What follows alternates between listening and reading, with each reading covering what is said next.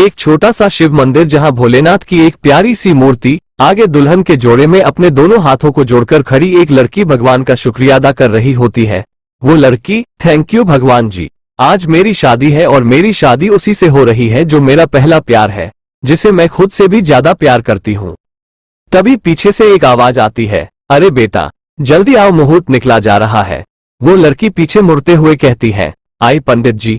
इतना कहकर वो लड़की पंडित जी के सामने चली जाती है। वो लड़की इधर उधर देखते हुए पंडित जी से कहती है, पंडित जी पवन कहाँ है? इस पर पंडित जी कहते हैं, उन्हें अभी एक फोन आया है, शायद वो उधर गए हैं बात करने को। बेटा आप उन्हें भी जल्दी बुला लीजिए, नहीं तो मुहूर्त निकल जाएगा। वो लड़की अपना सर हाँ में हिलाते हुए कहती है, पंडित जी अभी बुलाकर लाती हूँ। पवन फोन पर, तुम मुझे बार बार फोन क्यों कर रहे हो? तुम्हें एक बार कहा ना मैंने कि भले उससे शादी मेरी हो रही है, पर उसके साथ सुहागरात तुम ही मनाओगे। वैसे भी मुझे उसमें कोई इंटरेस्ट नहीं है, तुम बस उसकी कीमत तैयार रखो जितना मैंने कही थी, बाकी जो तुम चाहते हो वो तुम्हें मिल जाएगा, उसकी चिंता मत करो। पवन की बातें सुनकर वो लड़की हैरान रह जाती है। उसे समझ नहीं आ रहा था कि वह अब क्या करे, लेकिन अब इतना तो तय था कि वह अब ये शादी नहीं कर सकती। इसलिए वो अपने पांव पीछे मोड़ लेती है और अपनी आंखों में आंसू लिए भागते हुए मंदिर के बाहर रोड पर आ जाती है। उसका ना तो दिल काम कर रहा था और ना ही दिमाग। इधर पवन पंडित जी के पास आकर कहता है, रीत कहाँ है? पंडित जी पवन को देखते हुए शांत भाव से कहते हैं, यजमान वह आपको ही बुलाने गई थी। पंडित जी की बात सुनकर पवन अपने मन ही मन में सोचता है, रीत मुझे बुलाने आई थी, कहीं इसने मेरी बातें तो नहीं सुन ली। ये सोचते हुए पवन रीत को मंदिर में सब जगह ढूंढने लगता है। जब उसे रीत वहां कहीं नहीं मिलती, ये देख पवन का शक यकीन में बदल जाता है कि रीत ने उसकी बातें सुन ली है। ये सोचकर पवन धीरे से अपने आप में कहता है, अगर वो यहाँ से भाग भी गई होगी तो अभी ज्यादा दूर नहीं गई होगी, मैं उसे आसानी से पकड़ सकता हूँ। इतना कहकर पवन भी मंदिर से बाहर आकर रीत को ढूंढने लगता है। इधर रीत रोड के किनारे बने फुटपाथ में बेतहाशा भागी जा रही थी। तभी उसकी नजर उसके पीछे आते हुए पवन पर पड़ती है, जो कि बाइक पर बैठकर रीत को ही ढूंढ रहा था।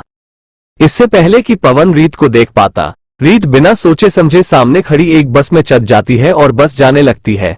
बस का कंडक्टर उसे ऊपर से नीचे तक घूरते हुए कहता है, मैडम जी आपको कहाँ जाना है? बस कंडक्टर की बात सुनकर रीत कुछ नहीं बोलती। बस में बैठे सभी लोगों की नजर बस रीत को ही देखे जा रही थी, पर रीत को इसका कोई होश नहीं था। वो बस की एक सीट पर जाकर बैठ जाती है।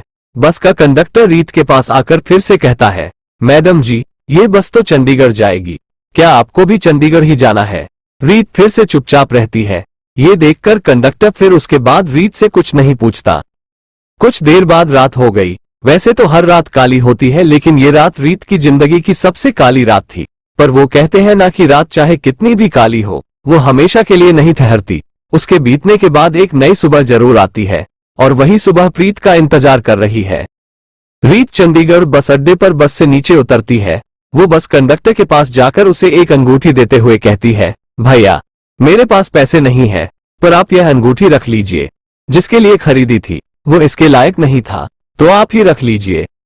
बस कंडक्टर रीत को देखते हुए शांत भाव से कहता है, मैडम जी आप किराए की चिंता मत करो, आपको देखकर लगता है कि आप बहुत बड़ी मुसीबत में हो, इसलिए मैं यह अंगूठी नहीं ले सकता। इस अंगूठी को आप अपने पास ही रखो, क्या पता कि आपके कुछ काम आ जाए, और जिसके लिए आपने यह अंगूठी खरीदी हो, क्या पता यह अंगूठी उसके लिए बनी ही ना हो। उस कंडक्टर की बात सुनकर रीत वहां से चली जाती है। उसे कुछ पता नहीं था कि वो अब कहाँ जाएगी, क्या करेगी, पर फिर भी वो चली जा रही थी। एक लड़की पार्क में खड़ी बार बार अपने हाथ में पहनी घड़ी को देख रही थी। उसे देखकर लग रहा था कि शायद वो किसी का वेट कर रही हो। तभी एक लड़का एक बॉक्स को पीछे से उसके आगे करता है। वो लड़की पीछे मुड़ती है। वो लड़का उस लड़की को देखकर मुस्कुराते हुए बड़े प्यार से कहता है, सॉरी सॉरी सॉरी, मैं थोड़ा लेट हो गया, पर देखो मैं तुम्हारे लिए क्या लेकर आया हूँ, तुम्हारा फेवरेट बर्गर, और देखो मैं तुम्हारे लिए ये भी लेकर आया हूँ। इतना कहते ही वो लड़का अपनी जेब से एक रुमाल निकालता है। रुमाल को देखते ही वो लड़की कहती है, ये रुमाल, इसका मैं क्या करूंगी?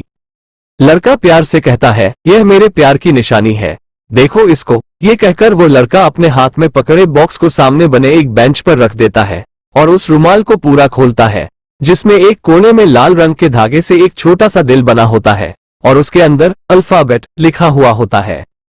ये देखकर वो लड़की गुस्से में चिढ़ते हुए रुमाल को देखते हुए कहती है, तुम्हारी बस यही औकात है, वो लड़के से रुमाल को छीनकर जमीन पर फेंक देती है। ये देखकर वो लड़का हैरानी से कहता है, क्या हुआ, तुम ऐसा क्यों बोल रही हो?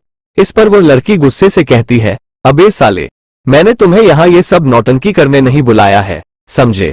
मुझे तुमसे ब्रेकअप करना है। मैं तुम्हारे साथ अब रिलेशन में और नहीं रह सकती।